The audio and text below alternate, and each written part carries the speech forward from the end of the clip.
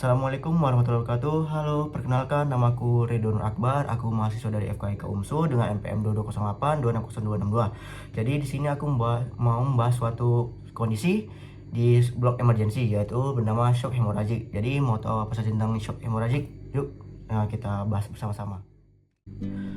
Oke, kita masuk ke pembahasan pertama yaitu mengenai tentang definisi dari shock hemorrhagic. Jadi apa sih shock hemorrhagic ini? Jadi shock hemorrhagic ini adalah bentuk shock hipolemik yang terjadi akibat kehilangan darah akut sehingga volume intravaskular menurun secara signifikan yang menyebabkan perfusi jaringan dan juga oksidasi sel yang tidak adekuat serta berpotensi berujung pada kegagalan organ dan juga kematian. Selanjutnya kita masuk ke etiologi. Untuk etiologi dari shock hemorrhagic ini dia ada 4. Yaitu pertama adanya trauma. Dari trauma sendiri ini dia bisa berupa adanya luka tusuk, benturan kuat dan juga fraktur yang besar. Selanjutnya itu adanya pendarahan non trauma. Pendarahan non trauma ini dia bisa berupa adanya pendarahan pada gastrointestinal, ruptur aneurisma dan juga pada obstetri. Misalnya itu dia pada absorpsi ektomik dan juga plasenta previa.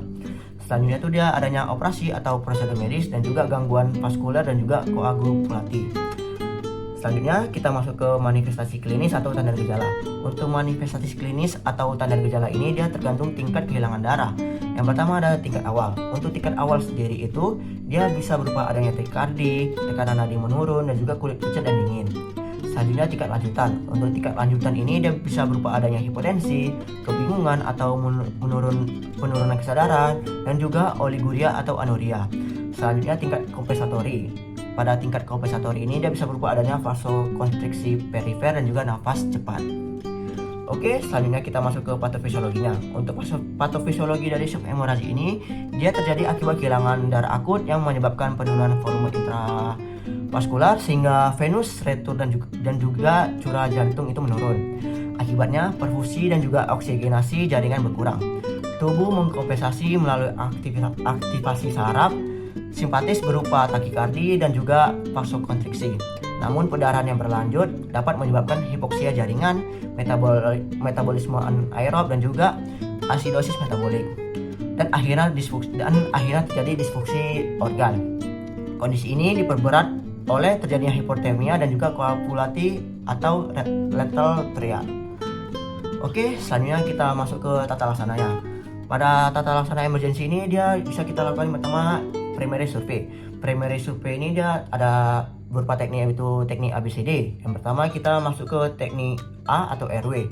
Untuk pada RW ini dia itu kita harus menilai untuk memastikan jaringan jalan napas paten dengan stabilisasi tulang servikal bila dicurigai trauma. Jadi pada RW ini kita bisa lakukan ada beberapa teknik. Yang pertama adanya teknik head tilt chin lift dan juga jaw thrust. Lalu selanjutnya itu kita lakukan teknik breathing. Pada teknik breathing ini dia dievaluasi melalui frekuensi nafas, pergerakan dinding dada dan juga saturasi oksigen untuk memastikan ventilasi dan juga oksigenasi adekuat. Pada breathing ini bisa juga kita lakukan dengan 3 teknik yang berupa look, feel, dan listen. Selanjutnya kita masuk ke C atau circulation. Pada circulation ini kita harus fokus utamanya itu pada shock hemorrhagic ini. Dia itu meliputi penilaian nadi, tekanan darah, perfusi perifer, serta identifikasi dan juga kontrol sumber pendarahan sambil segera melakukan resusitasi cairan dan atau transfusi darah. Oke, pada kita selanjutnya masuk ke D atau disability. Pada disability ini kita harus menilai status neurologis secara cepat menggunakan GCS atau GCS atau AFU untuk mendeteksi perfusi otak. Selanjutnya kita lakukan E atau expur. Itu kita bisa lakukan dengan membuka pakaian pasien secara menyeluruh guna mencari sumber pendarahan tersembunyi disertai upaya pencegahan hipotermia. Oke, selanjutnya setelah kita lakukan primary survey, kita bisa juga lakukan secondary survey atau juga pemeriksaan penunjangnya.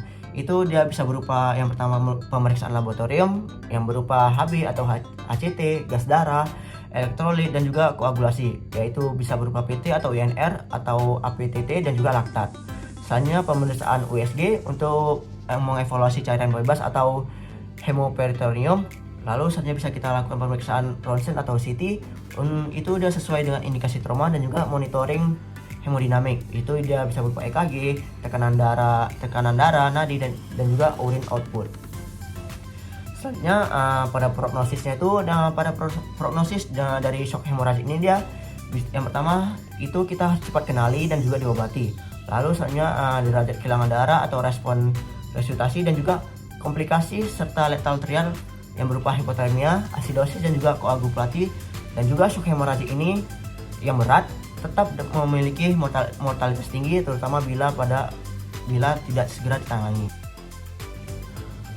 Oke, ini referensi yang saya gunakan untuk membuat meme ini.